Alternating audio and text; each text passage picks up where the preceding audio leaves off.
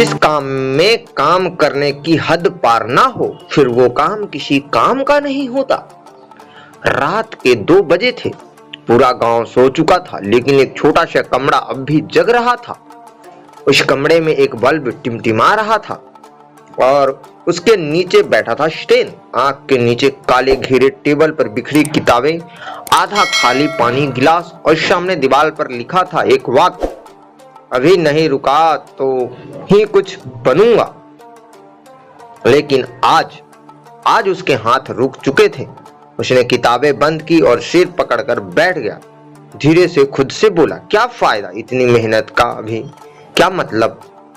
यही वो पल था जहां से ज्यादातर लोग हार मान लेते हैं, लेकिन असली कहानी यहीं से शुरू होती है। वहम का जाल। शैलेंद्र के मन में एक आवाज गूंज रही थी, अभी तो बहुत समय है, कल से और मेहनत कर लूंगा। इतना पढ़ लिया है, थोड़ा आराम भी जरूरी है। दूसरे लोग भी तो इतना नहीं पढ़ते। ये आवाज मीठी थी, सुकून देने वाली थी, लेकिन सच ये था कि ये वहम था।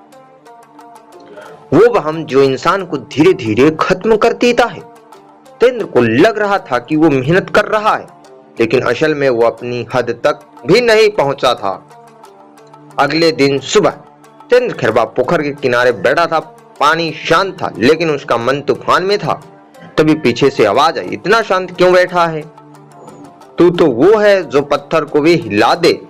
वो रघु था, उसका सबसे करीबी दोस्त। तेंद्र ने हल्की सी मुस्कान दी, बस यार अब मन नहीं करता। रघु उसके पास बैठ गया और बोला, मन नहीं करता या मेहनत की हद पार करने से डर लगता है? तेंद्र चौंक गया, मतलब? रघु ने उसकी आंख में देखते हुए कहा, सुन, जिस काम में तू अपनी हद पार नहीं करता, वो काम तुझे कभी नहीं बदलेगा। तू अभी भी अपनी लिमिट में खेल रहा है और रिजल्ट अनलिमिटेड चाहता है। कड़वा है सच। रघु ने एक पत्थर उठाया और पानी में फेंका। देख ये लहरें क्यों बनी? तेंद्र बोला, क्योंकि पत्थर गिरा। रघु हंसा, नहीं, क्योंकि पत्थर ने अपनी जगह छोड़ी, अपनी हद तोड़ी। फिर उसने कहा, तू भी तभी कुछ करेगा जब अपनी हद तोड़ेगा। पहला कदम खुद से लड़ाई। सुरेंद्र ने फिर से एक किताब खोली, लेकिन इस बार एक फर्क था। इस बार उसने टाइम नहीं देखा, इस बार उसने थकान नहीं सोची, इस बार उसने बस एक बात याद रखी, हद पार करनी है। घंटे बीतते गए, 2 बजे, 3 बजे, 4 बजे। आंखें जल रही थी, दिमाग जवाब दे रहा था, लेकिन आज वो रुकना नहीं चाहता था। उसने खुद से कहा, आज अगर मैं रुक गया तो जिंदगी भर यहीं रुकना मेरी आदत बन जाएगी। संघर्ष का दौर। दिन गुजरते गए। अब स्टेन पहले जैसा नहीं था। वो सुबह सबसे पहले उठता, हनुमान मंदिर जाता, फिर पूरे दिन पढ़ाई, मेहनत, प्रैक्टिस। लोग कहते, इतना भी क्या पढ़ना, थोड़ा आराम भी कर लिया कर। लेकिन अब उसे फर्क नहीं पड़ता था, क्योंकि उसे समझ आ गया था, लोग तुम्हें तुम्हारी हद में ही देखना चाहते हैं, क्योंकि तुम्हारी उड़ान उन्हें छोटी दिखाती है। टूटने का दिन। एक दिन परिणाम आया, स्टेन फेल हो गया। उसका दिल टूट गया। इतनी मेहनत, इतनी रातें और फिर भी नाकामयाबी। वो भागते हुए खैरवा पोखर के पास गया और जोर से चिल्लाया, मैंने सब कुछ किया फिर भी क्यों? उसकी आंख में आंसू बह रहे थे। असली से रघु फिर उसके पास आया। इस बार उसने कुछ नहीं कहा, बस एक सवाल पूछा, क्या तूने सच में अपनी हद पार की थी? स्टेन चुप हो गया। रघु बोला, सच बता, क्या तूने वो किया जो तू नहीं करना चाहता था? क्या तूने वो दर्द सहा जिसे तू भागता था? क्या तूने खुद को उस लेवल तक धकेला जहां तुझे खुद से नफरत होने लगे? तेंद्र की आंखें झुक गई। नहीं। दूसरा जन्म। उस दिन के बाद तेंद्र बदल गया। अब वो सिर्फ मेहनत नहीं करता था, अब वो खुद को तोड़ रहा था, बना रहा था। वो हर उस चीज को करने में लगा जिससे उसे डर लगता था। कठिन सवाल, लंबा समय, बिना ब्रेक की पढ़ाई, खुद को गलतियों को स्वीकार करना। अब वो थकता था, गिरता था, लेकिन रुकता नहीं था।